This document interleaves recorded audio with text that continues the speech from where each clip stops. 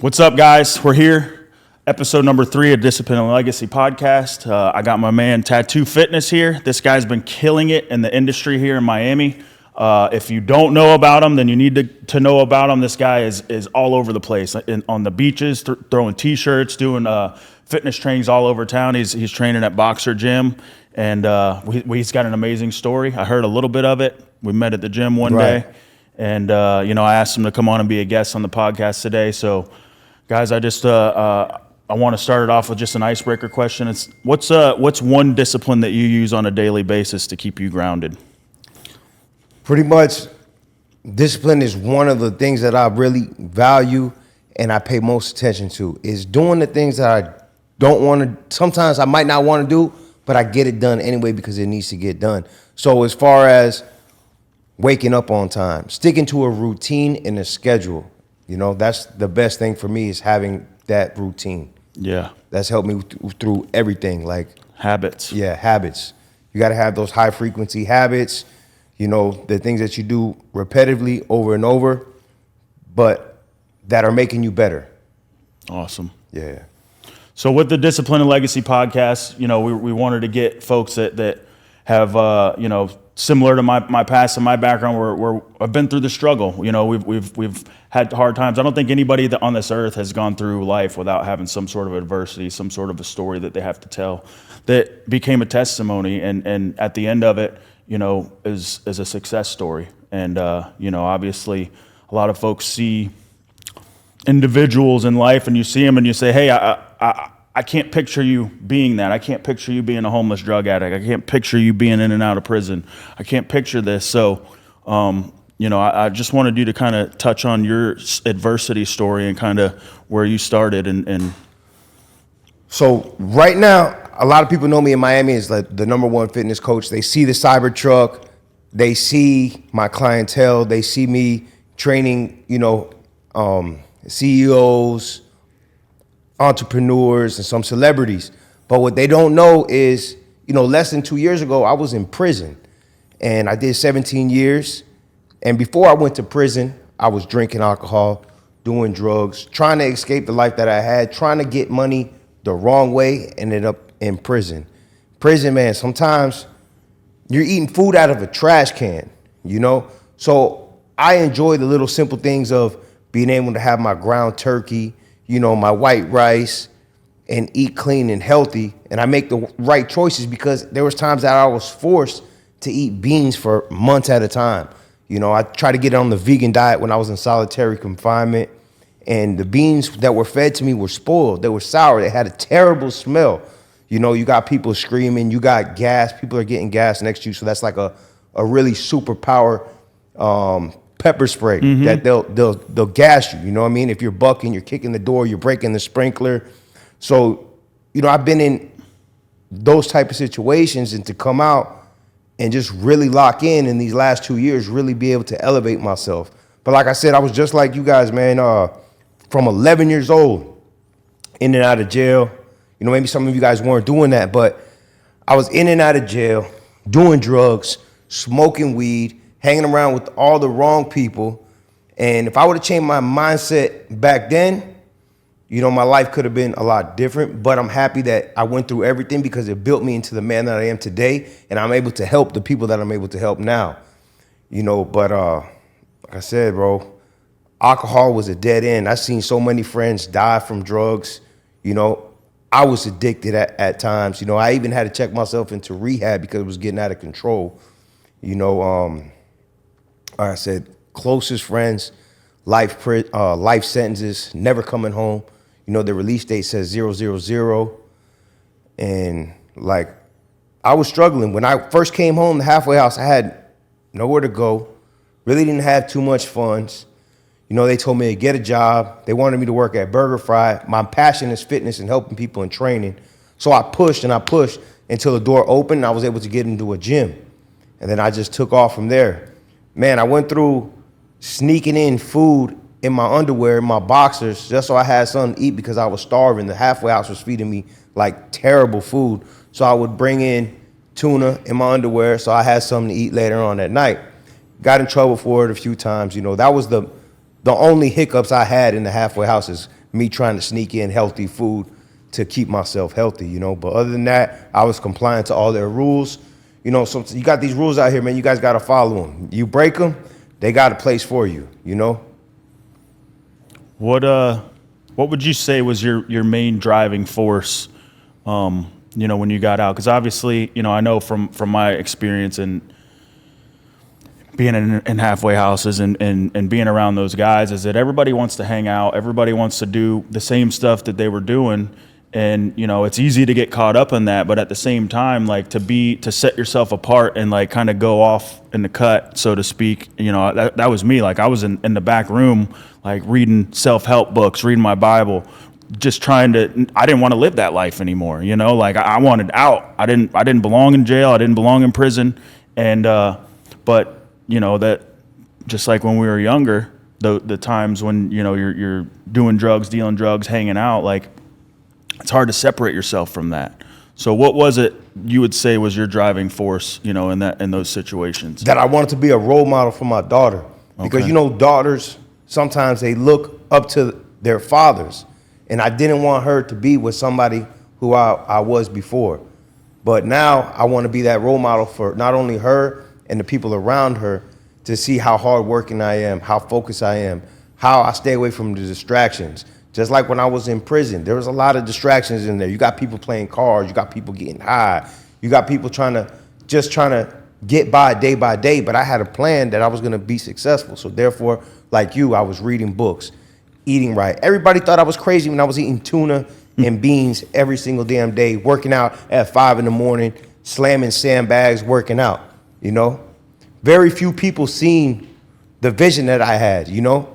And the vision was clear. I was gonna come out here and I was gonna do great and I was gonna lead by example and I was gonna change lives. And I've been able to change more lives than I even thought possible, you know? So that driving force is just to be that leader figure for my daughter and for myself, because you gotta really do it for yourself. You can't just wanna do everything for everybody else. You have to build that individual and the characteristics to become like that leader. Therefore, they're gonna follow in your footsteps, you know? 100%. Yeah. And then, you know, I see a lot of your content, man. I see when you're posting in the morning and you're just fired up and you know, you have like this hunger to help others. And you know, we talked about it just before we started the podcast, that like some folks, and even, you know, I can identify that with myself, where sometimes I didn't want to do things. And you know, what would you say that is your guiding force when you're trying to get somebody to do something? You know, I guess with love, or so to speak, but in your aspect, it is with love, but it's in a different way. I try to push them to understand that you need to act like your life depends on it, because it does. If you don't change your ways, you're gonna die. You know what I'm saying? You're gonna end up in prison. You know, we're not getting any younger. If you're not taking care of your body, you're not eating right, you're not putting the right things in your mind, you're going down the wrong path. So every day I wake up and I act like my life depends on it. I've kind of put myself on death ground, you know, so I take everything really serious, every moment. I don't waste time. I don't spend time like with frivolous, idle bullshit. Like I try to focus on constantly progressing and becoming better, educating myself in every way, whether it be real estate, fitness, business, anything. And I stay active. And like I said, I stick to my routine. No later than 8:30 am I up. 4 o'clock, I'm up in the morning. Drink my coffee, get up, energize, and I get to it. I wake up every day like I'm broke, like I have nothing, just like the day I came home from prison. Because once you get comfortable and you get lazy, then you start going back. So you got to stay hungry, you know? So I try to tell them, man, get hungry. How bad do you want it? You know, that's the important. They got to want it. So building them to want it. And then once they start seeing the little results, they're like, damn, I can do this.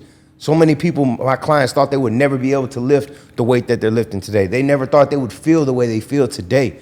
You know, changing their lives through fitness, eating right, mindset, positivity. Because not only do I help my clients with fitness, I help them with their business, their jobs, their careers. Everybody elevates all around the board, because it's like, not only I'm a coach, but I'm damn near like a therapist, you know? Yeah. So I've talked to a lot of people and roommates, counselors, this and that. So I learned a lot throughout the times, and I'm able to give them value and information that can help them with their lives. And it's the same thing, iron sharpens iron, because this person I might be training, might be very educated in real estate. So I'm learning from him. You know, he's learning from fitness from me. I might know stocks better than he does. So we build, you know, and just iron sharpens iron, and we get a little bit better. Yeah. Every day. Spending that time, that being in proximity to others, you know, it kind of rubs off, especially if you spend that amount of time with folks. Yeah, high achievers, man. People who want better for their life, you know. What would you say would be like 3 of the hardest times of adversity that you went through in your life that you can go back and look at now and kind of say that, you know, that kind of molded me, that shaped me, you know, and like you said before, you know, like, you know, for me, I don't regret anything that I've ever went through, because without going through that, I wouldn't be where I am today. I wouldn't be who I am today. So, like, you know, obviously we have to go through what we have to go through to get where we need to get. So what would you say, you know, a couple of those things would be for you? Well, one of the difficult times was when I was like 13, man. I went to a boot camp. This was the longest stretch of time I'd done away from my parents, my dog, and it was rough being stripped away from them, sent to another state in Mississippi, where we had a drill sergeant who was on our ass, man, and the PT was excessive. The amount of discipline that was instilled in us was like extreme, but it like really helped me. So in the beginning, it was really hard, but it turned out to be something really great, because we were forced to go to bed at a certain time, wake up at a certain time, make our beds have a 45-degree angle on the bed, you know, stand in line to get in showers, 5-minute showers, exercise for like 5-6 hours a day in school. You know, I didn't change then, but it taught me a lot that I still use today. You know, that's got me on. So I would say that's one of the difficult times. And another time that was difficult, man, I would say, when I felt like I was going nowhere, because it seemed like I was doing what was fun. I was partying, doing drugs, getting high, drinking liquor, had all the little bad little girls, you know what I'm saying, that everybody thinks, oh, that's what they do this for, to be around these type of women and be able to go to the strip club, have a little money in your pocket. But I was really going nowhere fast. I was selling drugs, making a little bit of money, ended up getting high on my own products. Got myself addicted. So I got myself addicted to opiates, man. I was doing the Roxys, and thought I had it made because I had a prescription in my name, you know, bro. But let me tell you, that drug there is a fucking terrible drug. I had to kick that shit. And I ended up checking myself in rehab, trying to get my life together.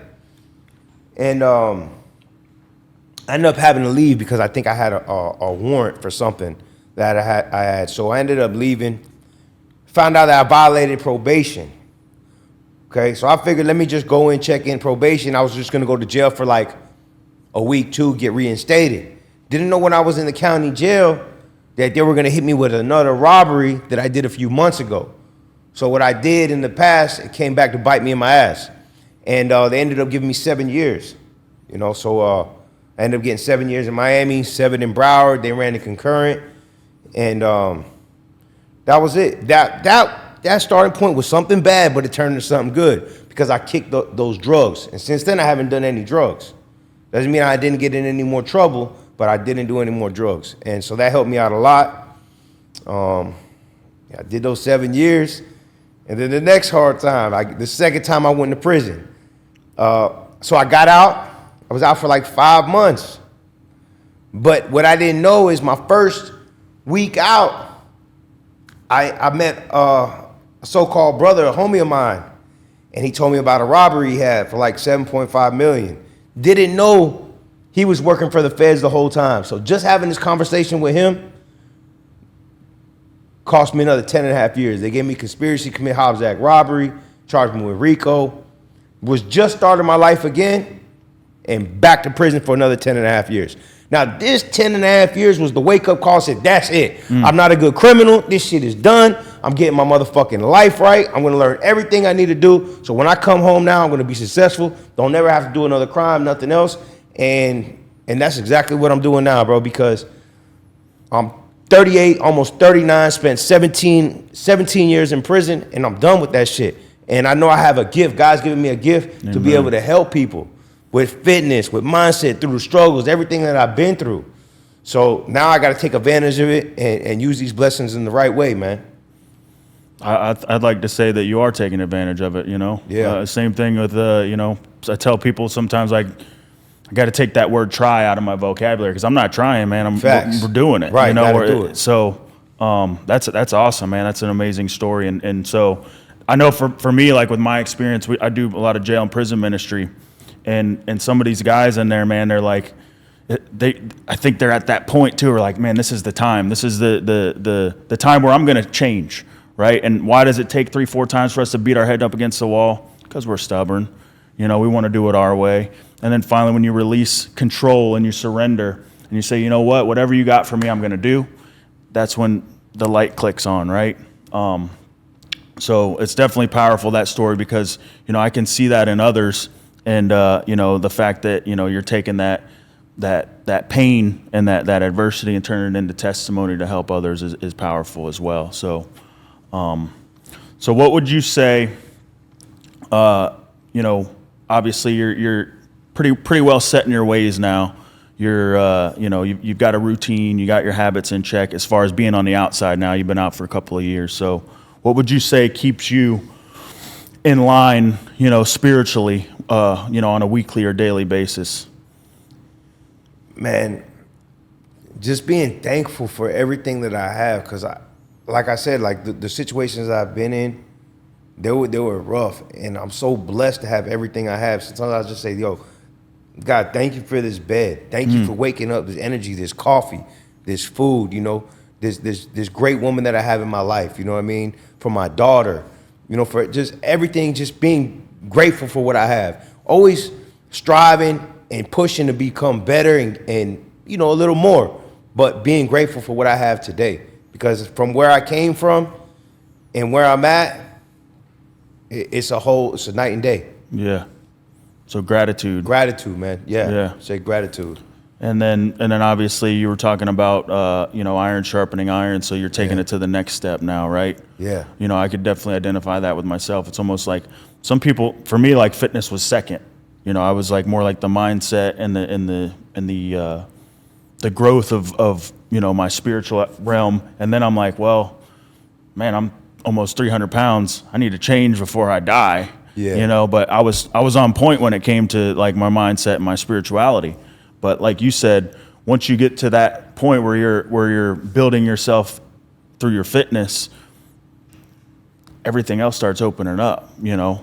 So what's next on the list for Tattoo Fitness when it comes to you're coaching coaches now, right? Yeah, I'm coaching coaches, man. I'm helping them, you know, attain clients, retain clients, set their values so they can, you know, get paid for what they're worth, you know, and not cut themselves short, and just have the confidence that they're the shit, that they know what the hell they're doing, and pretty much I'm just guiding them to the same path that I went. Because like 2 years ago, I started with nothing, you know, just started coaching and didn't know about pricing, didn't know how to sell personal training, didn't really know how to build a rapport with people. But like in less than 2 years, I mastered that. So the same skill set that I built that's what I'm teaching the people in my mentorship. And the few guys that I have in there, they've already like 3x their income. Wow. Yeah. That's awesome.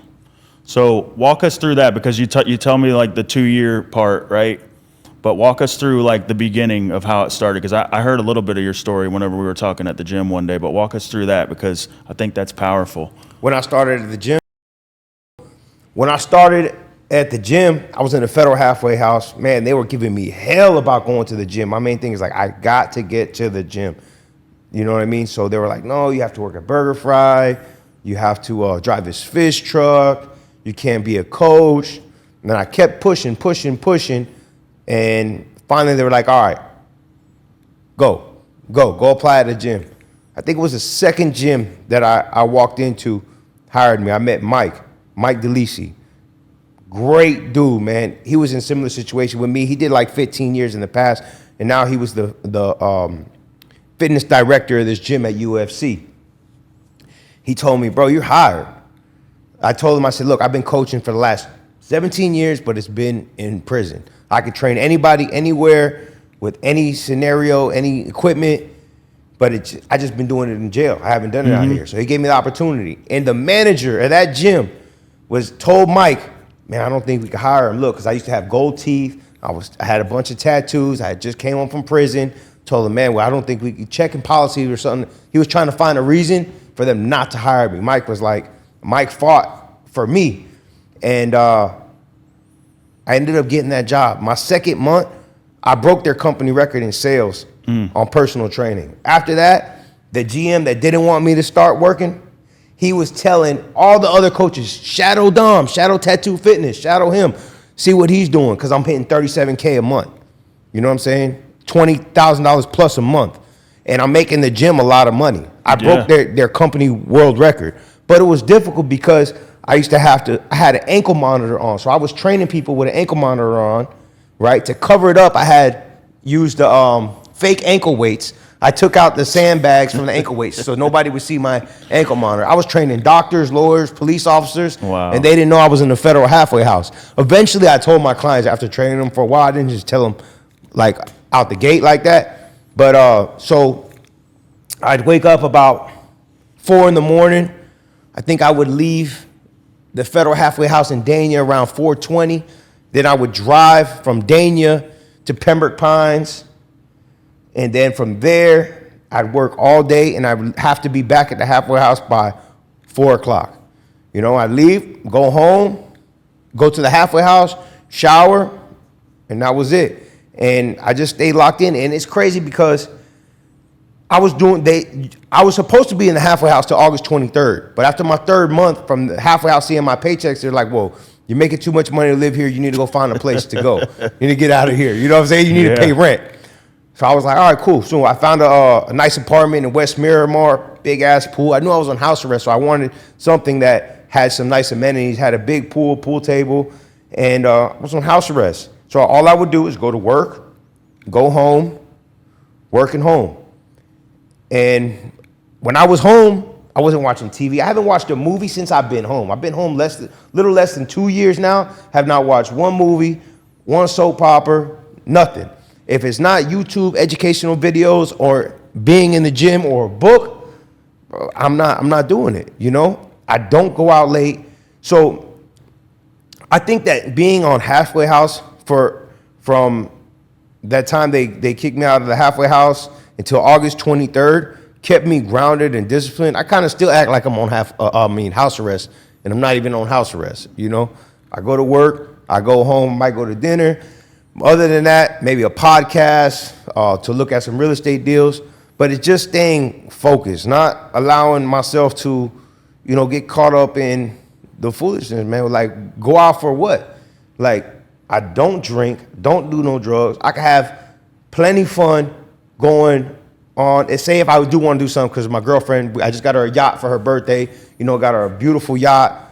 We had a great time. We had some jet skis. We're chilling. This Sunday, my daughter's not working, so I'm going to go ahead and take her shopping at Sawgrass Mall during the day. How would I be able to take her shopping at Sawgrass Mall during the day if Friday or Saturday night I'm drinking, getting high, and doing some dumb shit?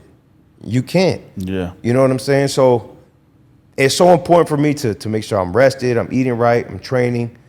You know, I tell a lot of people that some people think they're so successful because they have money, but they haven't reached their full potential until they get their body right, because your mind is directly connected to your body.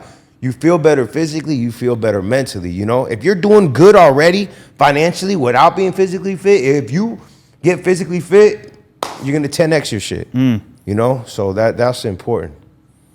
Super, super powerful, man. That's awesome. Thanks, bro. What an ankle monitor. Yeah, with an ankle monitor, bro. It started with an ankle monitor, like, for all the way till August 23rd. And then actually midpoint, they switched it.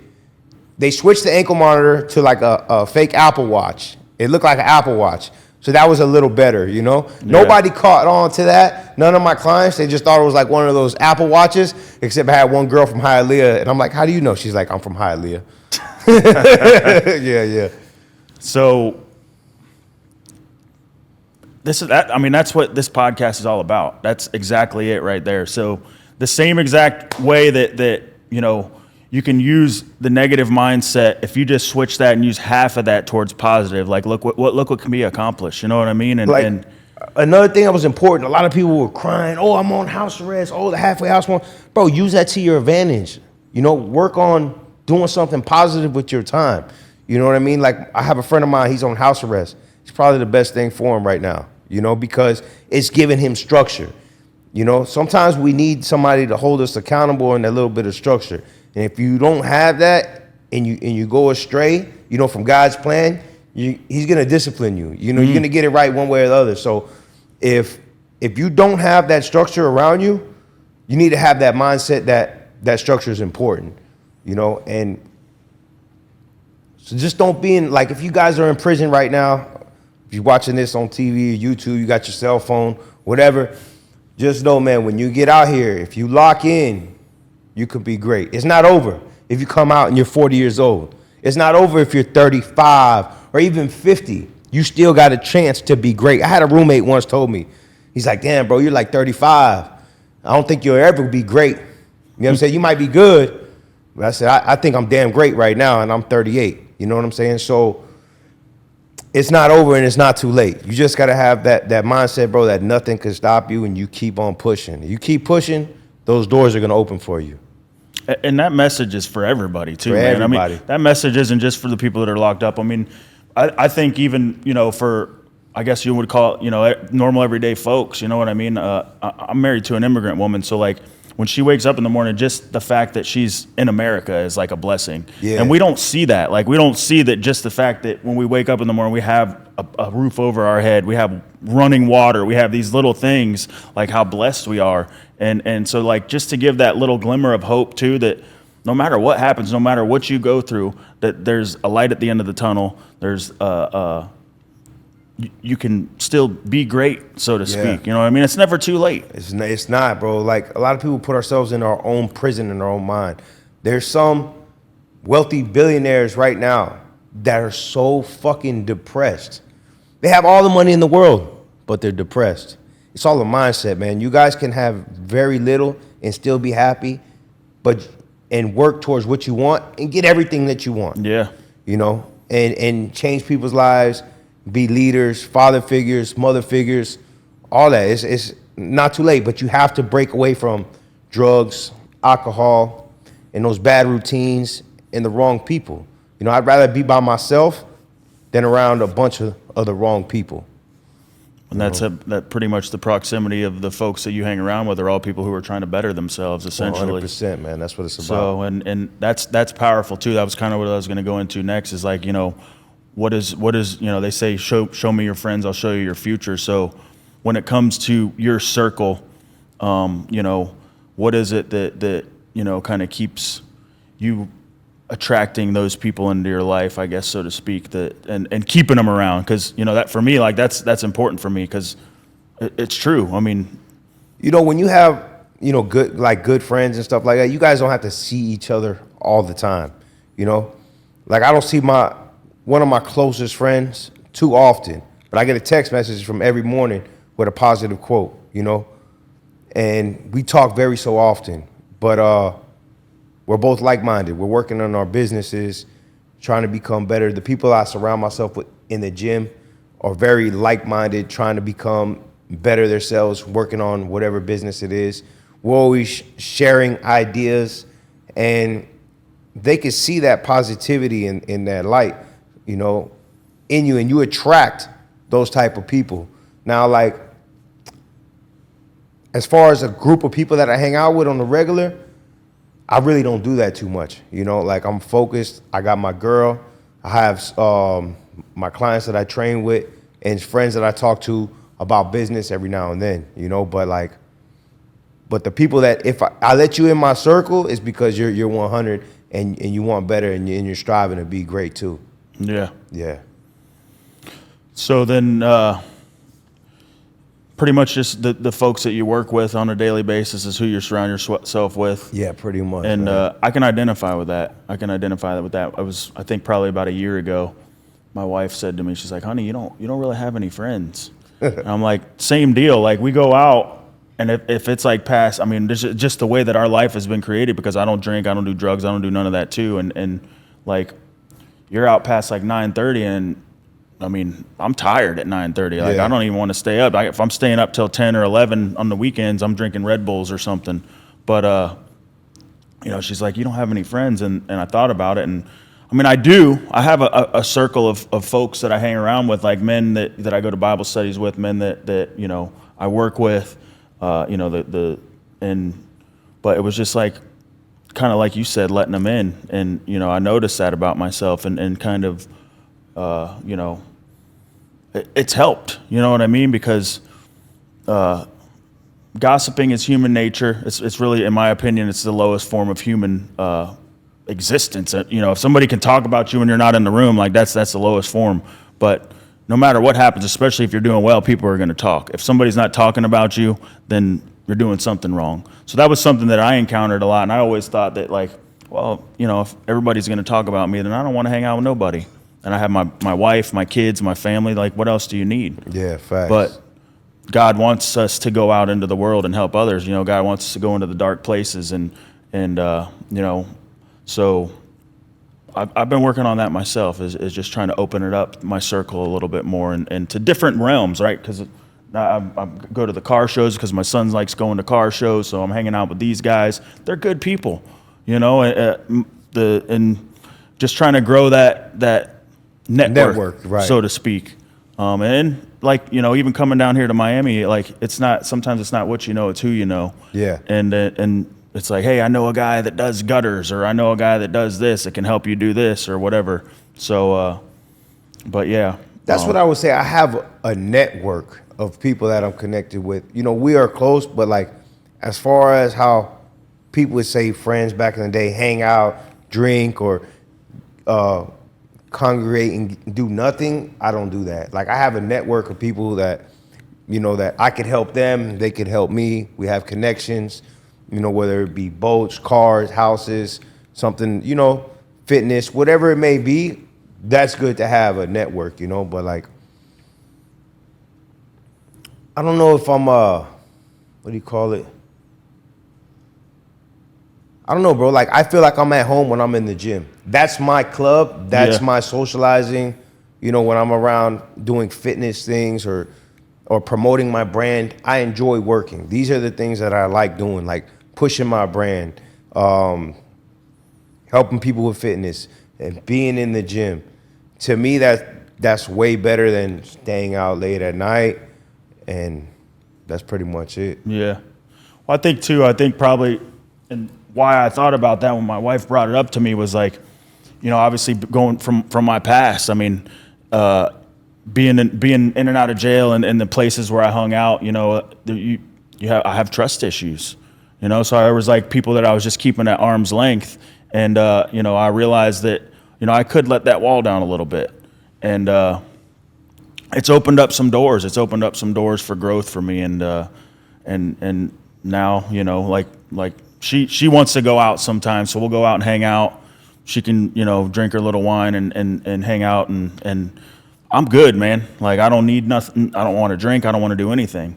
But you know, I think it's those are those little moments of growth that kind of God showed me that, because if somebody's bringing it up to me, then maybe I need to take a look at it. Yeah. But so we talk about the successes. You know, like, obviously, like I was saying at the beginning, we get to a point where folks see us in our success. They see us nowadays. They see you nowadays and say, "This guy's killing it." I couldn't you know, picture him in his past, you know, doing what he was doing, in and out of prison. But you know, you get to a point where you're at your successful part of your life. What kind of legacy is it that you want to leave? You know, what do you want to leave when you leave this earth? Obviously, you got your daughter. You got your maybe the future Mrs. Tattoo, but what would you say you would want to leave on this earth whenever you leave, or what you want to leave through the last portion of your life?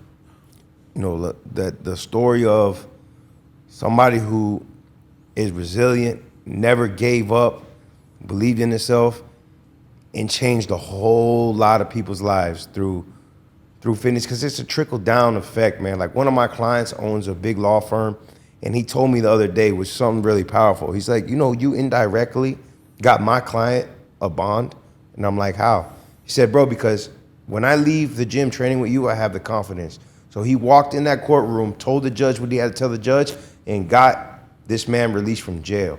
So it's a trickle-down effect. And that's kind of like a legacy that I want to leave behind as far as impacting lives and how it's going to continue. Because the things that I'm teaching these kids now they're going to teach their kids, and their kids are going to teach their grandkids. They might not even know it came from tattoo fitness, but how I teach this man to squat properly and breathe, or how to eat, they could teach their kids this. Or somebody who's going through a hard time, like I have another client of mine that I'm actually going to his house and I'm throwing away all his fucking weed, all his liquor, everything, and I'm going to change his fucking life. And later down the line, he might be able to do that for somebody else. And that's going to have an impact, bro. Just if you could just change one person, that one person change another person. You help two people and they help four, so it just multiplies. So you're a lot more powerful than you think. Like, I get so many messages from people how I changed their life and I never even met them. So social media is good because it's really getting out there. And sometimes you feel like, damn, I'm posting things for what? And then you get a message from somebody and be like, bro, I was just about to kill myself. I seen your video and I put the gun down and now I'm eating right. I feel so much better. Thank you.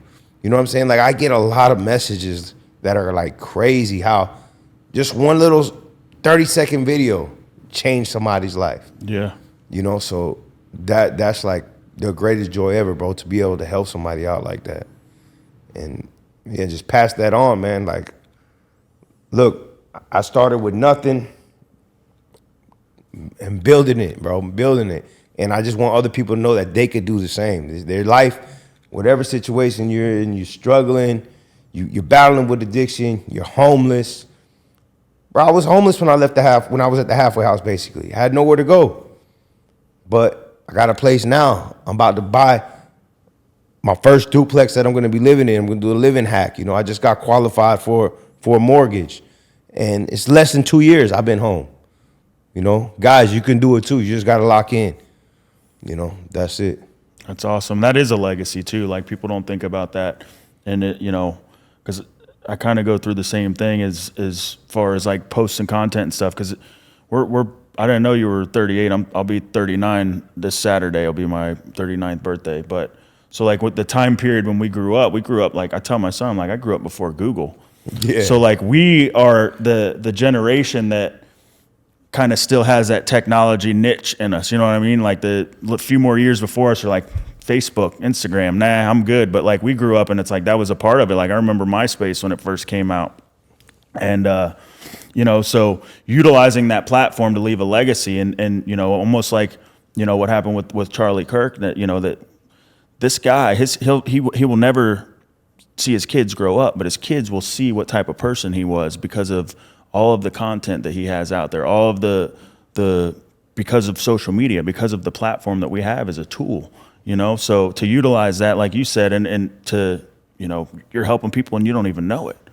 And it's a butterfly effect, because now you've helped somebody at the gym, they're lost 30 pounds, their whole family looks at them, they're like, how'd you do it? Well, either they refer them to you or they're like, I did it like this, and it's that's what happened to me. It's like, once you start taking care of yourself, people see you got a light inside of you.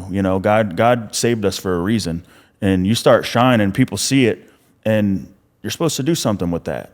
And that's part of, kind of like the legacy I want to leave, is to encourage others to do that, to get on camera, share your testimony, share your story. What's the worst that could happen? Somebody going to laugh at you? Mm-hmm. Or, you get so caught up from yourself and thinking what others are going to think, where you don't realize that you help more people that are hating on you. Facts, bro. So that's powerful. That's powerful for sure. So, you talked about your daughter. It sounds like a awesome subject for you. So with the legacy that you have now, how is it impacting her with her growth? It's impacting her friends. It's impacting her. Wish it was impacting her a little bit more, but I'm drilling her. I'm trying to help her as much as I can, man. But I can say that it's definitely helped, like, the group around her. They see, because a lot of them, they're young, typical kids, man, and they're hanging out, they're partying a little bit, but then they know when I came home, and they see where I'm at now, and they see, because they were partying where they were, and some of them are still in the same place. But if they got off their ass and locked in, they could be a lot better off, you know. My daughter's doing good, though, in school. She's playing softball. She's working. And I'm proud of her. But we're going to tighten up. We're going to get a lot better. You know what I'm saying? Yeah.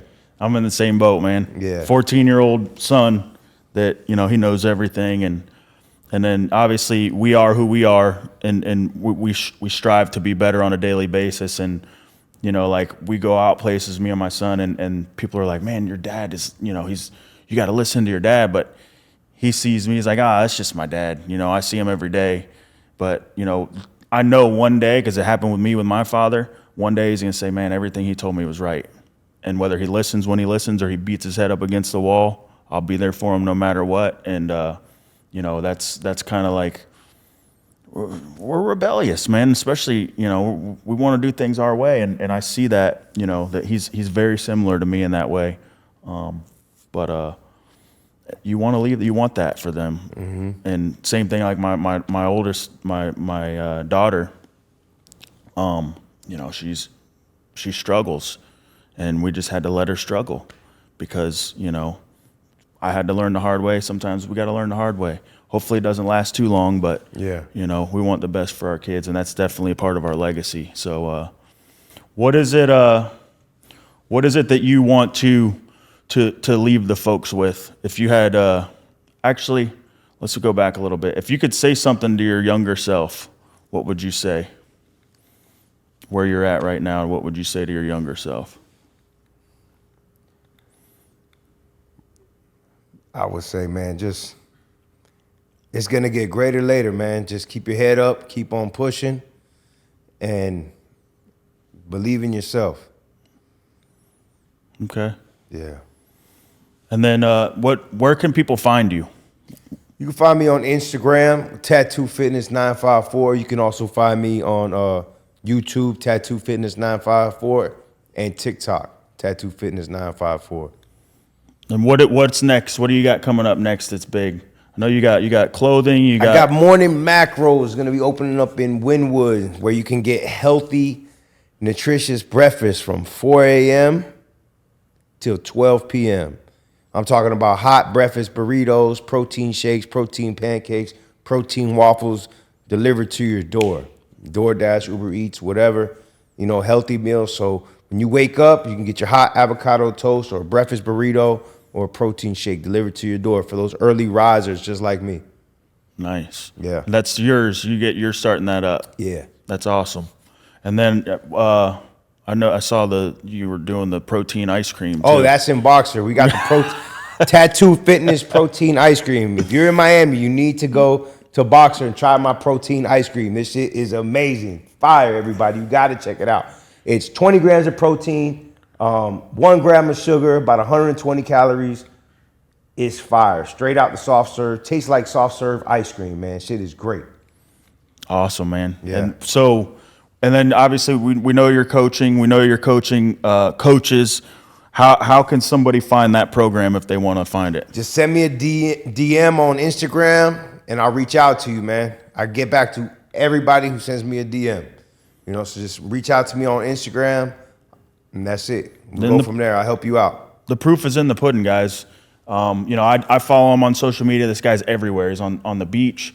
He's on the weekends doing boot camps, helping the community out. Whether like you said, it's a butterfly effect. You're out there in the community, whether it's tourists that are coming here and seeing it, like you're changing lives through that. So, guys, search them, and you know, we'll close with what's one thing that 5 years from now that you want to say that would be a lasting impact that you would want to leave? 5 years from now, Yeah.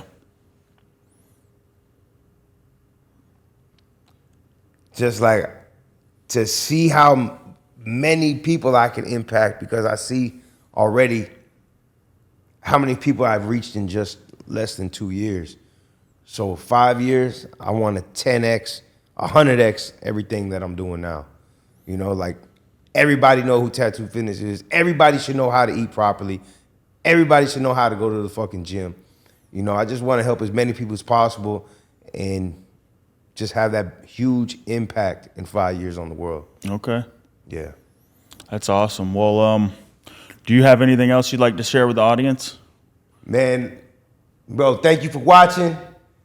Listen, believe in yourself, man. It's going to get greater later. Don't give up. Don't throw in that towel. You got this. Awesome, man. Thanks, guys, for watching. We're going to have this posted on YouTube.